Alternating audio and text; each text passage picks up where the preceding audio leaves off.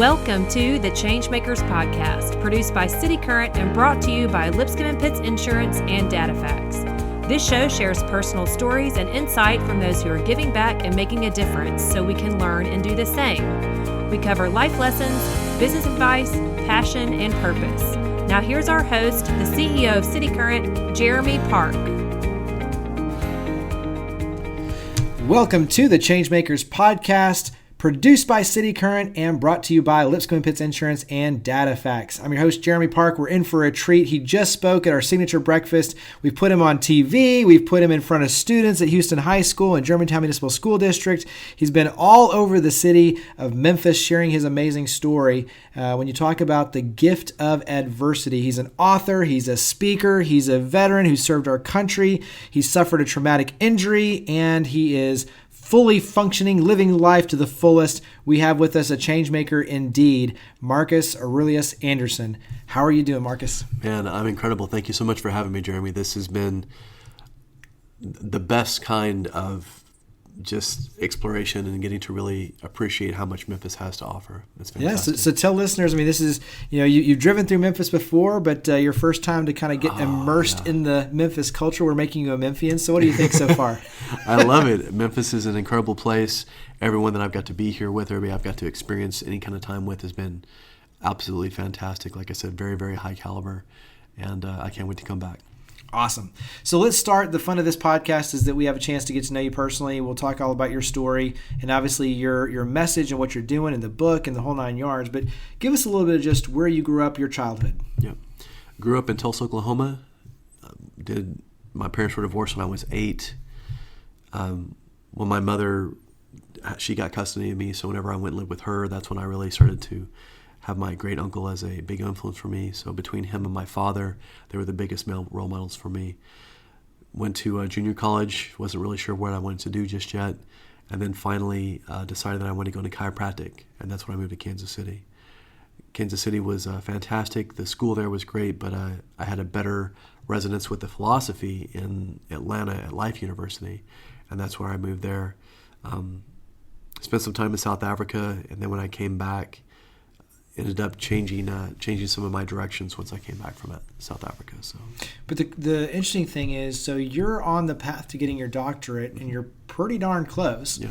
And you have some kind of crushing things happen in your life within a short amount of time that puts you on a different trajectory. Talk about kind of that phase of your life and what you experienced that ultimately led you into serving our country.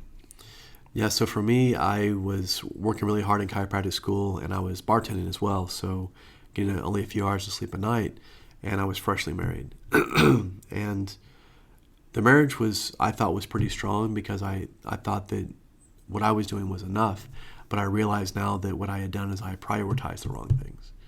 And I was prioritizing what we were going to do in the future, but I wasn't prioritizing my present. So that's why I'm very adamant about people being active right now and taking control right now of what they can. Which I think is, sadly for most men, like you think, oh, I'm preparing for tomorrow. I'm going to pour everything into my career so that we have a successful tomorrow. And to your point, you put everything in the tomorrow basket, and then all of a sudden the today basket has nothing, and you end up losing. That's exactly it. And I thought that we had the communication, but we didn't. And again, that's my fault. So the idea was to try to, because I only had a year and a half left, and I'm like, I can just push, I can get this done. Once I'm done with that, now it's, go through, open a practice, start serving my community, everybody wins. But life is what happens, when we're planning other stuff lots of times. So for me, that fell apart, and then not long after that, my great uncle, who was a big role model, passed. So those were it was a devastating kind of 1-2 punch, and it really knocked me down to brass tacks and made me look at my life a lot harder than I had in a long time. And that was really my first taste of real adversity in quite a while. And part of that story is he had served in Vietnam, part of like the special forces. A really amazing guy in terms of what he had gone through to serve our country. And so you have a chance at the funeral to really kind of see this firsthand, and it hits you pretty hard on just his sacrifice for our country and what that meant. It really did. I'd always known that that's what he had done, but he would never really talk about it. And some of the men in my family knew a couple of stories about him. He was actually in Life magazine. There was a part where they opened the magazine up, and the entire page is just him putting on black face makeup before they would go out for recon. And I remember seeing that again after the fact. Because if you talk to him, you wouldn't know any better. But that's the definition of a quiet professional, is what they would call people in the military like that. So learning from him and getting to have opportunities, again, learning to hunt from him. And the beauty of it was what my father was teaching me, what martial arts were teaching me, and what my uncle were teaching me all dovetailed perfectly. So there was no conflict at all. It was all about, the blue collar work ethic, honor, respect, humility, doing the right thing even when nobody's looking, helping other people out, basically modern chivalry. And that's why I was really, really grateful to have that. And when I got the call, and then by the time I got there, he was gone, it was pretty devastating. Rewind a little bit. Share a story when you're 11, and you told it at the breakfast. I think it's a really good story, but you're 11 years old and you're going out to hunt with him, and bad weather ensues. And so share a little of that story. Yeah, of course. So I'm 11 and I'm by the fireplace. I'm trying to warm up my hands before we go out into the cold. And he finishes his coffee. He's like, it's time to go. So we grab our gear. He grabs his rifle in his pack. I grab my little rifle in my pack. And we go out. And it's in the winter in Oklahoma, so it's not that bad by some standards, but it was still enough to make you cold and miserable. We're going through, it's freezing drizzle. We get in the vehicle, and the snow stops. The freezing drizzle stops, but now it's starting to sleet. So we drive about 15 minutes. We walk about 15 minutes to our place where we have everything set up. And that's when you're getting pelted. It's cold. It's wet. It's coming through everything. And now, by the time we actually get to our place, I'm just a shaking, shivering mess because I'm so cold. I cannot get warm. I'm actually trying. He said, well, drink some of your hot tea to stay warm. And I'm literally not able to pour it without pouring it all over myself. So he kind of smiles. He looks down at me and he says, are you cold? And I look up at him. I'm like, yes, Uncle, I'm cold. And I look up at him and he's just this pillar. He's kind of looking at the wood line as he's asking me. He's sipping on his coffee. And I said, Uncle, aren't you cold? And that was when he's just looking at the wood line. And I look now with the knowledge about him and imagine all the hardship he went through, all the adversity he went through, all the physical, all the emotional, all the spiritual adversity that he was facing when he was in combat, and how that's what taught him to be that center of the storm, that calm. And so I can only imagine to him like a little bit of cold and a little bit of rain. He's like probably just snickering. Yeah, it's like, come on. But to an 11-year-old boy, he's like, no. So he says, I'm cold too, but I'll tell you the secret. I learned this a long time ago. And he says, do you think the cold cares about you? And even at 11, I kind of understood, yeah, the cold doesn't care about me. He said, no, it doesn't. He said, so you shouldn't care about the cold. Now that's easy to say, but he was like, here's what you have to do. The reason why you're cold is because you're focused on the cold, the hardship. I'm cold, but I am focused on the purpose, the hunt, the mission. If you focus on the purpose, you won't worry about the hardship. But if you focus on only the hardship, that's all you will ever see. And now if there is an opportunity for you to shoulder your weapon, you will not fire true. You'll probably miss that opportunity, and you won't have a chance to actually bring anything home. And it made a lot of sense to me. He said, do you understand? I said, yeah. Yeah, that's an amazing life lesson right there. Exactly. I mean, just huge at 11 No, I know after all that you didn't hunt anything, but it's like still, that was pretty an amazing lesson. I thought it was incredible, and it's something I always thought about. And so he says, well, it's cold. What do you want to do? And it's like the fireplace sounded so good. He says, you can have the fireplace or you can have the hunt. And so I look at him and I want to be strong. And I'm like, well, what do you want to do, Uncle? And he said, well, the fireplace will always be there. The fireplace is a given. The fireplace is secure. He says, but what will not always be there is the opportunity to hunt. And he said, so we can go to the fireplace if you want, but you have to understand what we're giving up in the process. And again, at 11, even at 11, I was like, yeah, that makes a lot of sense. These are deep thoughts. I know, this is so incredible. And he says, so we're already cold, we're already wet, we've already paid the price. So we might as well stay and see if we can get something for our efforts. He said, does that make sense? We'll stay out here for another 3 hours. If nothing happens, we'll go home. No harm, no foul. And we tried. And that's all the excitement, all the enthusiasm I needed. I was like, absolutely, let's do it. And now I'm excited to be out there in the cold.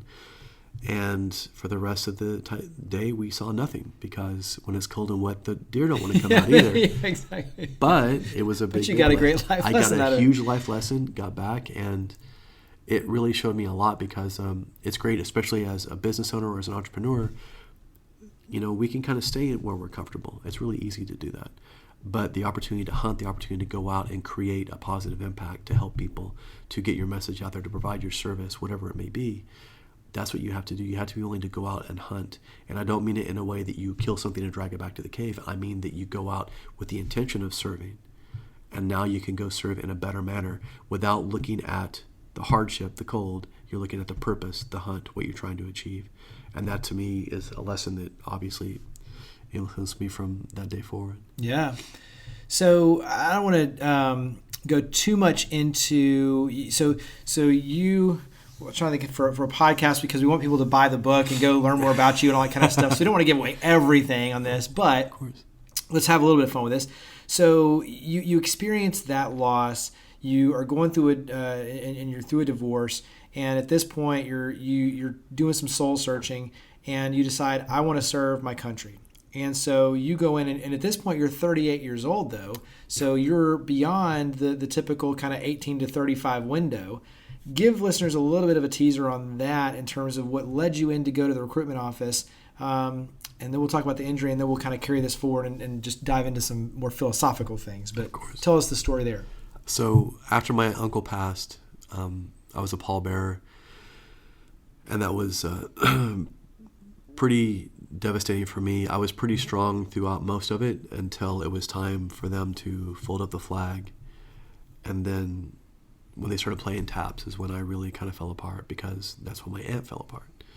And when they give her the folded up flag and say, thank you for your sacrifice, we're sorry for your loss, that just completely crushed me. I don't really remember much after that. I just fell apart, as almost like today. So having said that, it helped me understand it's like I'd always wanted to serve, but like so many other things, I'd always had an excuse. And now I'm divorced. I have no kids. I have nothing holding me back. My window is now. My education will be on pause. I can go serve my country, come back and do what I wanted to do. And this way I feel like I've done what I need to do in the obligation. Seeing the way that they treated him with a 21-gun salute, all these people coming up, being eulogized, it was tremendous. And it helped reaffirm that I did, that's what I needed to do.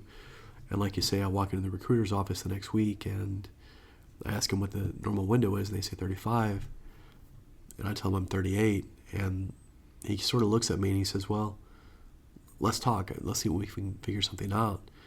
And I was very adamant about, if this is not going to happen, then let's not waste our time. I'll go do something else.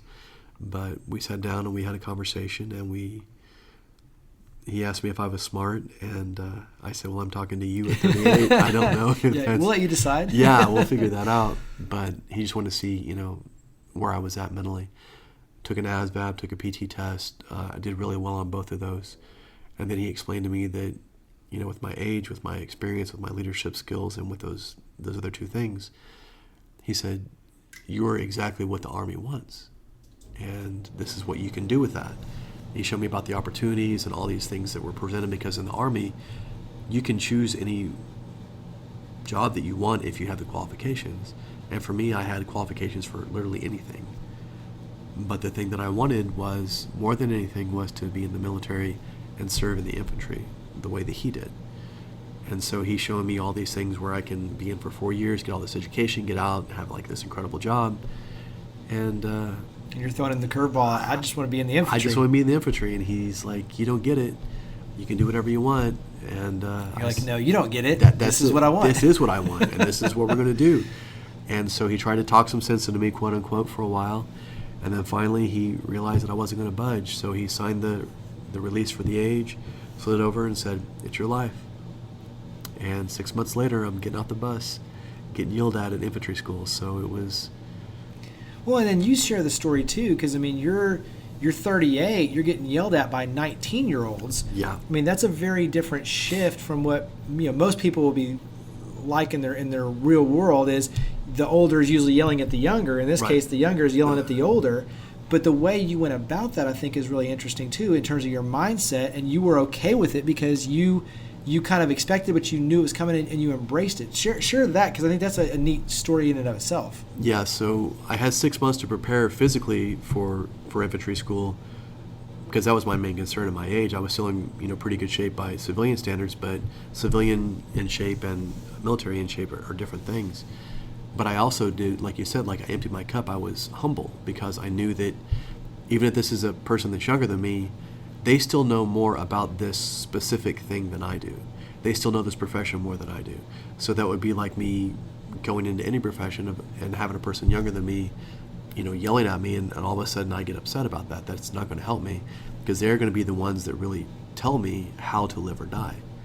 So that gives you a lot of perspective really quickly. And for me, that was the idea. And again, being there against guys that are half my age really helped me see the advantage that I have with my mindset, because you take an average 20-year-old person, take their phone away from them, put them in a place where they're really, really disoriented, don't give them a lot of sleep, push them really hard physically, mentally, and emotionally. Yeah. They don't have the faculties yet. They haven't really done that. For me, I was just, once the first couple of weeks when I realized that my body wasn't going to give out on me, because as we mentioned earlier, there were guys there that were younger than me that were breaking their ankles during a ruck march at night, or dislocating their shoulder when they would fall, or breaking their pelvis, just because their body was not used to that kind of impact yet. And so, again, nothing breeds confidence like preparation, and that's what I tried to do to set myself up to succeed as much as I could. Was I went in with the mentality that it was going to be just like Full Metal Jacket, like the movie. I didn't know all the specifics, obviously, but going in with that worst case scenario in mind allowed me to really kind of flourish in that environment.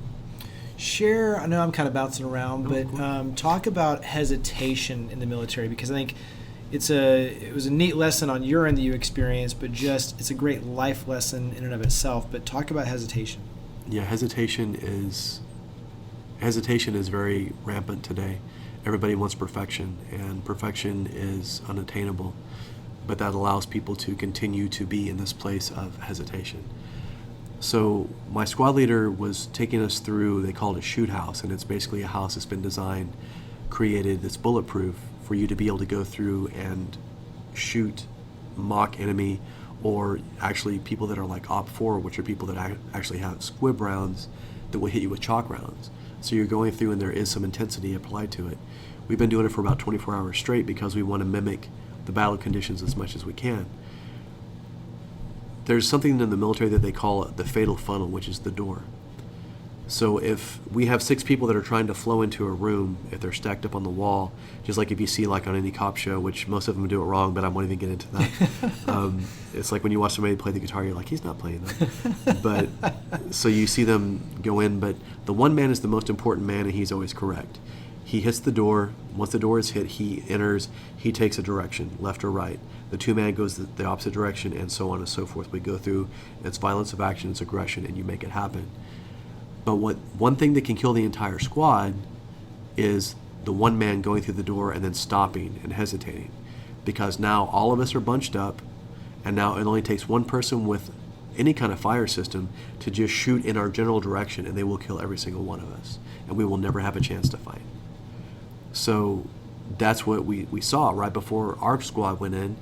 We saw another squad do that, and the guy got hit with the squib. He stood him up, it slowed him down, and now instead of being able to push him through, they actually got ambushed by people that flanked them. Wow. In the training scenario, right? And that's very, very common over there. So that's why it was so important to get in, because speed is security when you're fighting at that kind of a level. Having said that, my squad leader, Sergeant Reed, looked at us. He's like, we're not doing that right. It's like, yeah, Roger, Sergeant. We hit it, we go after it, we go through it, and it's pretty perfect because he had drilled us so hard, even outside of what we were doing.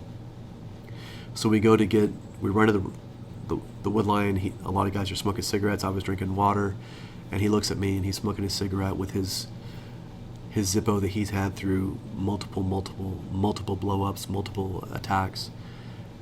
And he looks at me, and he's like, AJ, if you're leading men, what kills more men than IEDs and bullets? I'm kind of looking down, and I'm realizing that this man has literally forgotten more about combat than what I've ever learned. He has been deployed longer than most people have been in the military. He's been actually deployed at that time. So again, knowing that I don't know anything, I said, I don't know, Sergeant. He says, the thing that kills more men than bullets and IEDs is hesitation. He says, you saw what happened right before we did this. You saw what happened. He said, that one guy, even though he knows better, when he was under pressure, when he was under adversity, he stood up, which means he stood up, and now we can't get him through the door. He said, I would rather you lead men not even knowing exactly what your plan is, be wrong, but pivot on the fly. I would rather you do that and have motion and create momentum and at least be having a chance to fight than to be the kind of person who sits there and waits for it to be perfect. He says, because here's the reality. The intel that you get will always be skewed, or it will be good now, but in 10 minutes from now it won't be correct. So the plan that you have has to undulate. You have to know how to do it. He said, I would rather you have 80% of it sort of figured out and then just go with it and adapt as you go than waiting for it to be perfect, because it will never be perfect, and in the process, men will die. And again, this is perfect for business, for entrepreneurship, anything that you want in your life. Hesitation will stop you. Hesitation not only kills men, but it kills dreams. And that's why that lesson always stuck with me. Yeah, it's a great lesson. So you end up with a ruptured disc that paralyzes you, and really just devastating on a lot of fronts. I mean, you can't even move. You end up on the operating table. I know I'm kind of fast forwarding the story, but you end up dying twice, where they have to bring you back to life.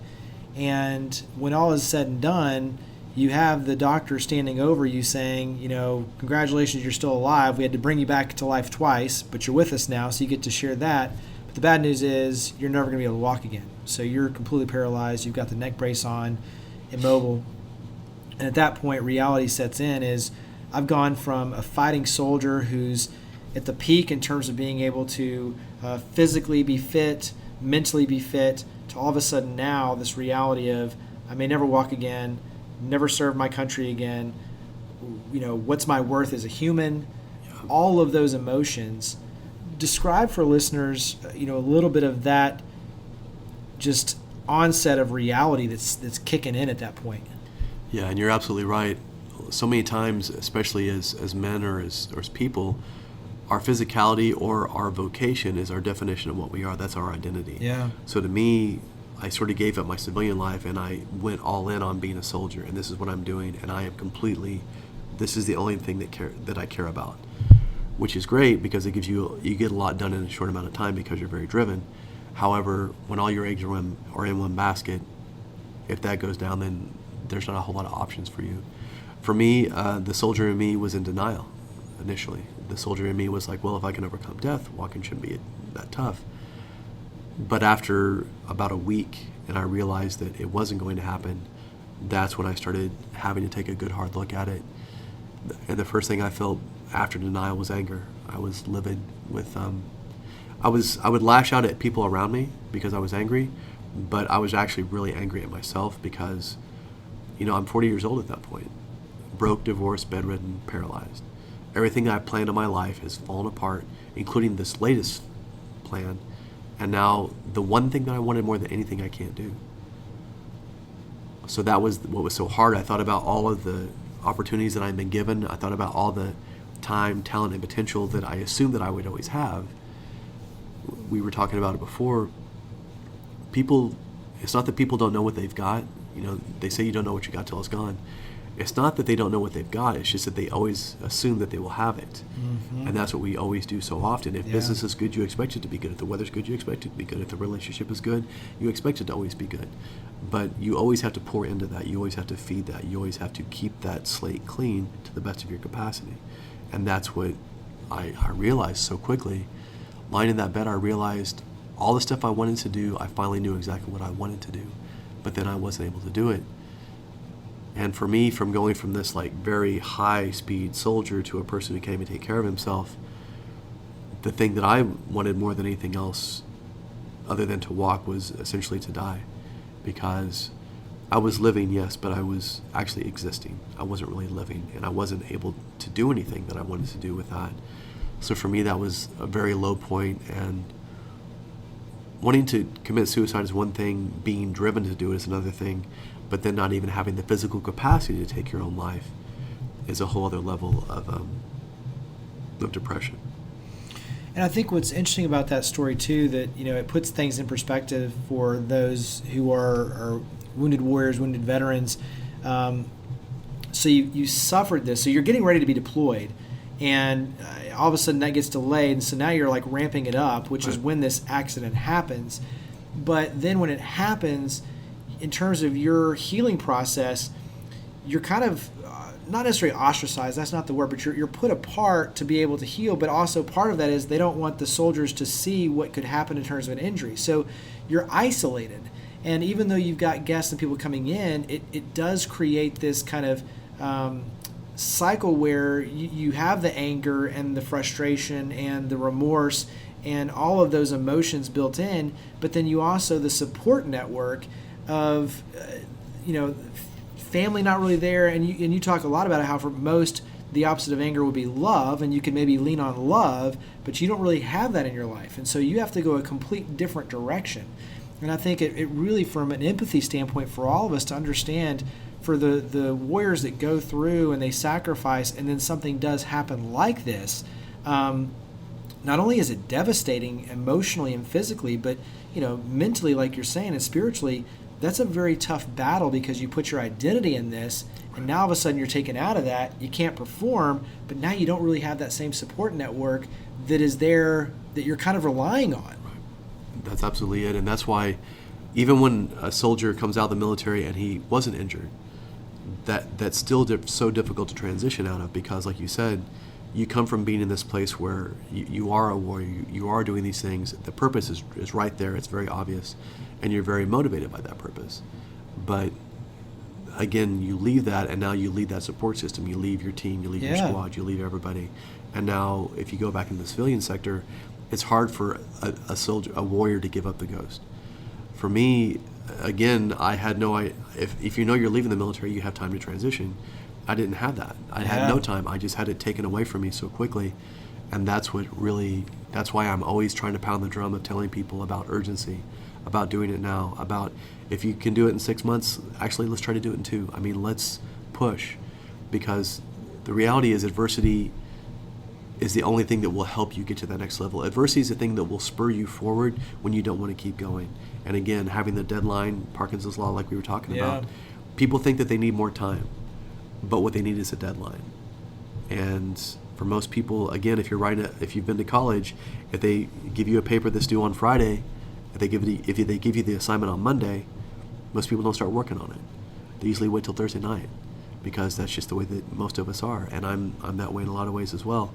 But now I'm trying to turn that around, so that now the things that are truly priorities in my life, I'm acting on them now. I'm not waiting, I'm not hesitating, I'm not compromising. Other things can fall through the cracks if they need to, but the things that really need to be done, those are the things I'm taking action on now, and that's what I try to just give people as much as I can when I speak.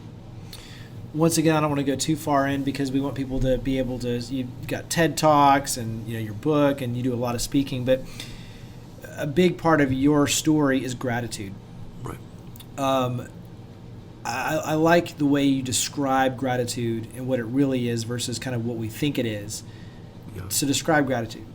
So a lot of people, gratitude is a big buzzword right now, and they want to go through and they want to say that they're practicing gratitude, and that's fine.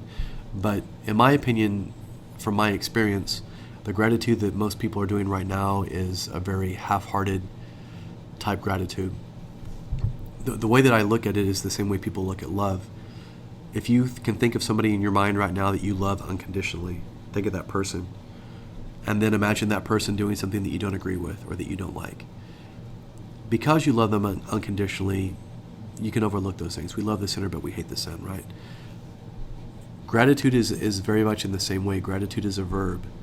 What I detest is seeing people having this idea that they can just sit on their hands and they can just be a victim and they can just let their entire world fall down around them, but then they have like this fake smile on their face and say, oh, but I'm grateful.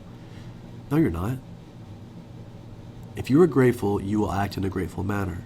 If you love your family, they will know that you're grateful for them by your actions. If you own a company, if you lead a team, your team will know that you care about them. They will know that you're grateful for them by the actions that you take. It's almost the same way if somebody hates you, they don't have to come up and tell you that they hate you, but you can tell. And if you were to ask them, it's like, yeah, I hate you, it would be very obvious. That's why it's so important. So gratitude is not passive. Gratitude is active. Gratitude is a verb. It's not just hoping something's going to happen. It's not a defeated mindset. It's not a cop-out. Gratitude is actually taking action and making things happen. So that's what gratitude is. For me, gratitude is radical. It has to be 360. And that's literally what happened to me, because lying on that bed, I had to find some message, some meaning behind what happened to me. And for me, I took myself out of the equation. And instead of saying me, I, and why did this happen to me, and why does my life suck, and why is God in the universe punishing me, that's a victim speaking right there. That's victim talk. What I did was I started looking around and said, okay, honestly, did anybody benefit from me being hurt? And that's when it actually flipped for me, because now in my mind, this injury would have happened irrespective of where I was in the world. So whether it was in Afghanistan or in the United States, this was going to happen. So for every man who is injured in combat, it takes at least 2 men to pull him to safety. So if I'd have been in Afghanistan with the infantry at the time, that means my team would have been compromised, my squad would have been compromised, the helicopter that would have had to fly in would have been compromised as well. So when I did that, I was able to itemize and think to myself, there were over a dozen other people who would have been put in harm's way if I'd have been over there when this happened. And that was the first time I had genuine, unadulterated, radical gratitude. And I actually said, wow, I'm lucky. And to look at where I was, it wouldn't make any sense. But for me, that's what I needed, that small first stone of foundation. And once I had that laid down, that pillar, I was able to build upon it. And that's what allowed me to start seeing my adversity as a gift instead of a curse. And once I had that genuine, unconditional gratitude, because so many people, it's easy to be grateful for your life when it's going well. When the weather's beautiful and we're happy with our family and everybody's healthy and we're making money, yeah, of course you can be grateful. You can even be philosophical about somebody else who's going through hardship, because you're like, oh, they'll get through it, because it's not happening to you. But when adversity shows up on our doorstep, and now it's not going to take no for an answer, and it's going to be here, and you have to face it, it's a lot harder. It's a lot easier to try to wish it away. So for me, once I started having that radical gratitude, once I started seeing my adversity as truly as a gift, I started getting a little bit of feeling back into my fingers. And that gives you hope. It was all I needed, that small glimmer of hope to start working towards. How long did it take for you to recover, in the sense that you were able to walk again and move again? And I mean, you're doing all sorts of crazy stuff now. So talk about kind of getting back to a new norm. Yeah, I had a year and a half of occupational and physical therapy.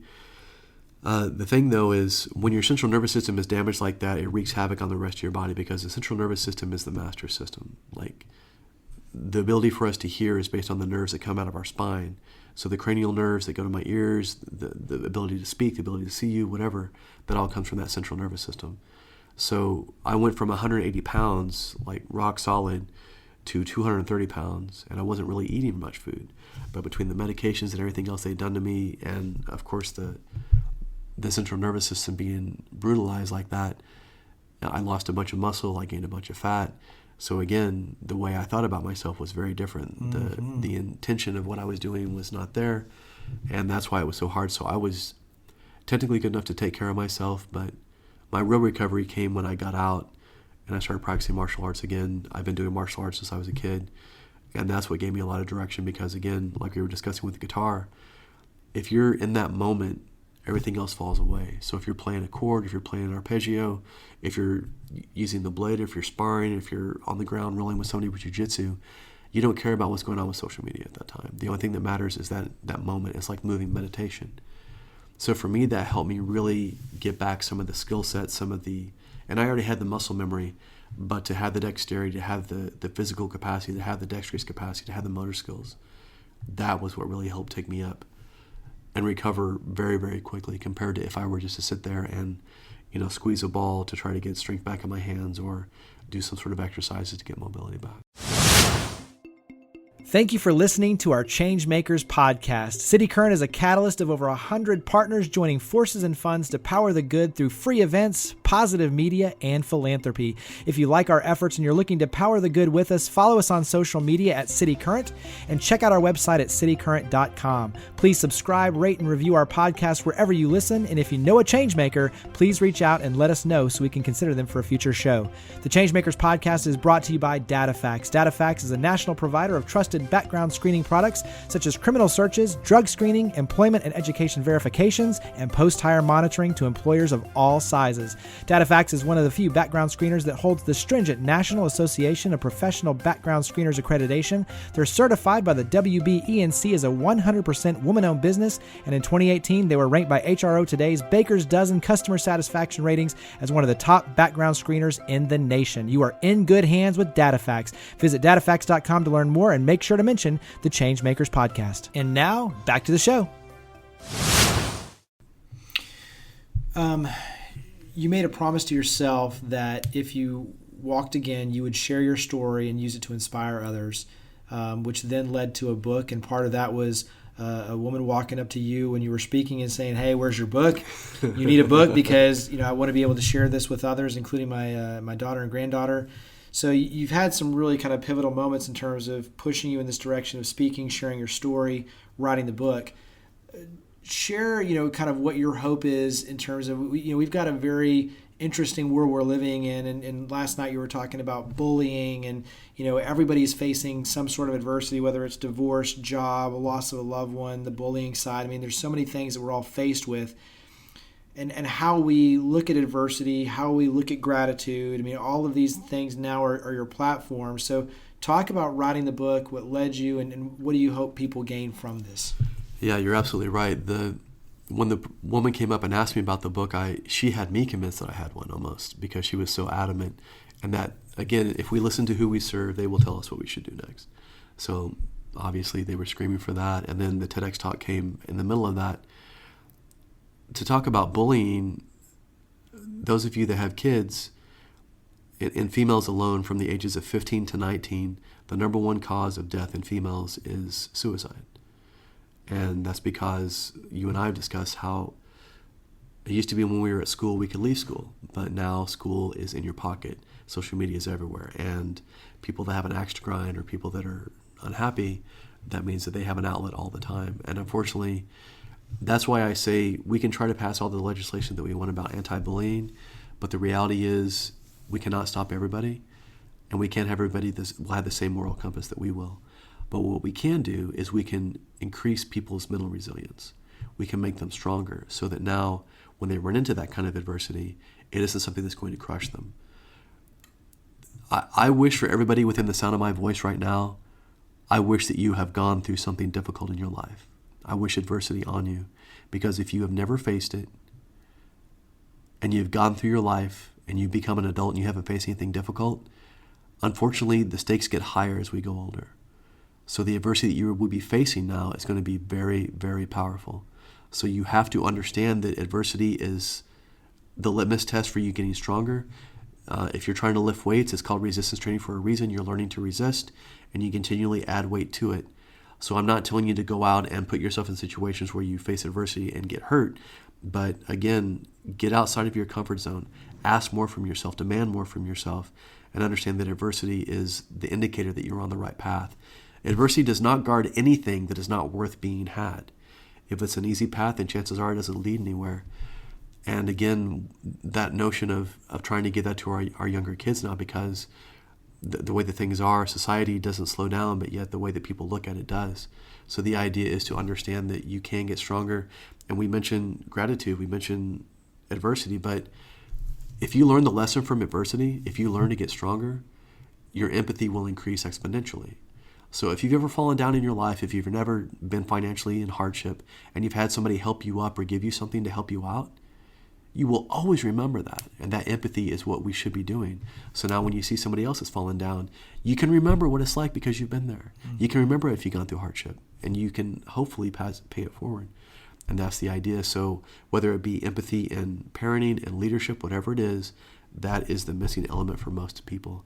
And that's why, like you said, that trifecta, adversity, gratitude, and empathy, that covers a tremendous amount of it. And if you can at least get closer to some of those things, you will be able to serve more people in any arena that you step in. Yeah, I think that's the key, is looking at adversity not as a negative, but and using it as a positive to refine you, to build you, to make you stronger, to help you learn and ultimately achieve more happiness, success, fulfillment, the whole 9 yards. And I think that's a critical piece of just how you look at things that ultimately shapes your opportunities in life. And so I just think there's so many really cool lessons and things like that. So at some point we'll probably have to have you on as a whole nother podcast on this, because we could dive in. I mean, I think there's so much, and even we're just scratching the surface on this. But I do want to touch on a couple things, and then we'll do this lightning round. One is just, where do we go to buy the book, and talk about where people can buy the book.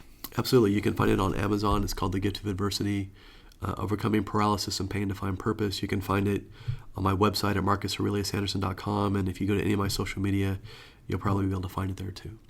And then two is share kind of a favorite quote on your end, because you've got a ton that you kind of throw out there, but give us one favorite quote. Oh, of mine?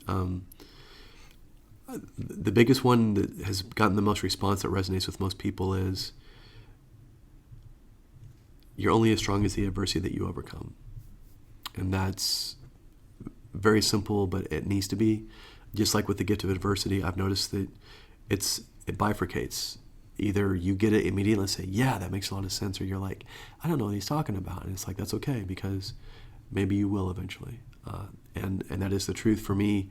We are only as strong as the adversity that we overcome. And that's why it's important to, once you're able to overcome it and you understand that you're not made out of glass and that you can pick yourself up when you fall down, you will start seeking it out in everything that you do. So now, like with what you're doing, with what you're spearheading, this incredible movement, there was a lot of adversity at the beginning of it right now. Sure. Yeah, and there's still fires to be put out. It's still every day, exactly. It's every day, right? But you understand that adversity is an inevitability.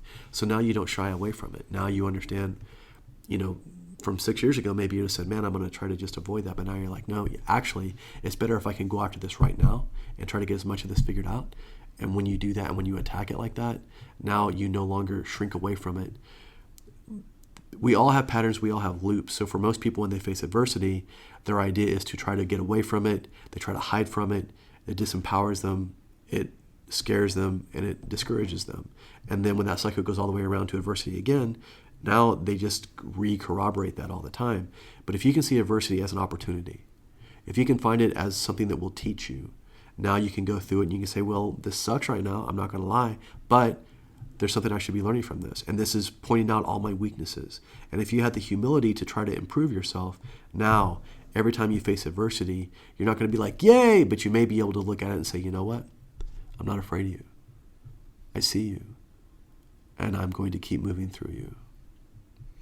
And I like the analogy, because you talk too about the power of going through versus you spend all your energy trying to run away from it or going around it. And it's like, just go through it. So that way you've got all your emotions, your energy, everything, and you can go through it and do it in the best of your ability. So let's switch over to a lightning round. This is kind of just a fun way to wrap up. Just sure. Quick answer, or quick questions, quick answers. One is, give us something you like to do to relax. Martial arts. Love it. What about a favorite meal? What does your favorite meal look like for you? Oh, man. A filet and any kind of vegetable is fantastic for me, medium rare. Nice. And then talk about favorite TV show or book. What do you like to do to kind of unwind a little bit, but just whether it's a media, book, TV show? I love reading. I'm very old school, still like that. I've loved Thick Face, Black Heart. I've loved The War of Art by Stephen Pressfield, which if you're an entrepreneur, you should be reading both of those books because they will help you. The way I talk about adversity, because I capitalize it like it's an entity, is very similar to the way that Pressfield capitalizes resistance with an R. So if we go to Oklahoma, give us some things that we need to do. So here's your chance to kind of put on the tourist hat. So Tulsa, nice. Like any place, where do we need to go? Tulsa is nice because it's a metropolitan. You can do anything there. So if you want to go see a movie, you can do that. If you want to see incredible music, you can do that. There's lots of food down there that's fantastic. And then while you're down there, try to get out and just enjoy the sun when it's out, because there's plenty of it in the summertime for sure. So give us something that you, whether it's a place to visit, something to do, hunting, fishing, that really puts a smile on your face. Man, it could be anywhere. But when I went to Rome, when I got to step into the Colosseum, for me, I had like a positively visceral experience just stepping in there. It's like you could almost smell the sweat and the blood and imagining all the souls that have passed through there in different capacities. It's pretty tremendous to step on that same field. So are you a stay up late, wake up early? When are you most productive? It depends on what the day is, but I'm the kind of guy that I like to get up early. I like to attack it. And if I can win the morning, then I can win the day. But I also understand that from the entrepreneurial standpoint that sometimes you're staying up at 1 or 2 in the morning to get it done. But if I had my druthers, I'm up at 5, getting the workout in, using all of my ideas, and then trying to get as much done before noon as I can. Because as you understand, sometimes we get caught up with fires. So. Yes, indeed. So obviously you're building your legacy every single day with what you're doing. But 10 years, 20 years, 30 years, 50 years down the road, what do you hope people say about you and your story? Wow, I hope that the best compliment that you can give me is not to even say thank you. The best compliment that you can give to me is to actually act. To actually take the advice that I'm giving you, because, listen, I earned this the hard way. If I can give you some of this and you even take 1/10 of it and put it into action, then I'm satisfied. But basically my goal is, if people could look at my legacy, is to say, he impacted others so that they would impact others. And that's my goal. If I'm strong enough in my message and presentation, it should change the person enough to where they change the people around them as well. A ripple effect is fine, but what I want to create is a tsunami of positive change. Love it. So you mentioned the website, but mention it again, social media. Where do we go to follow you and to learn more all about your efforts and book you for speaking and books and the whole 9 yards? So where do we go? Of course, you can go to marcusaureliusanderson.com. That's my website. It's that same thing on all of my handles except for Twitter. Twitter it's the one real Marcus, but everything else is marcusaureliusanderson.com. Reach out to me on LinkedIn, Facebook, Instagram, whatever it is. Well, Marcus, you are a change maker. Thank you again for your service for our country, for your service for taking your story and using it to inspire others. Greatly appreciate it, using the gift of adversity. So thank you for all you do, for coming on the podcast. Thank you for having me. I'm honored to be here. Thank you for listening to the ChangeMakers Podcast, produced by cityCURRENT and brought to you by Lipscomb & Pitts Insurance and DataFacts. To learn more about our guests and to share your stories of others leading by example, visit us online at citycurrent.com and follow us on social media using @citycurrent. Please make sure to subscribe, rate, and review our podcast wherever you listen. Now, think big, start small, and act now. Be a change maker.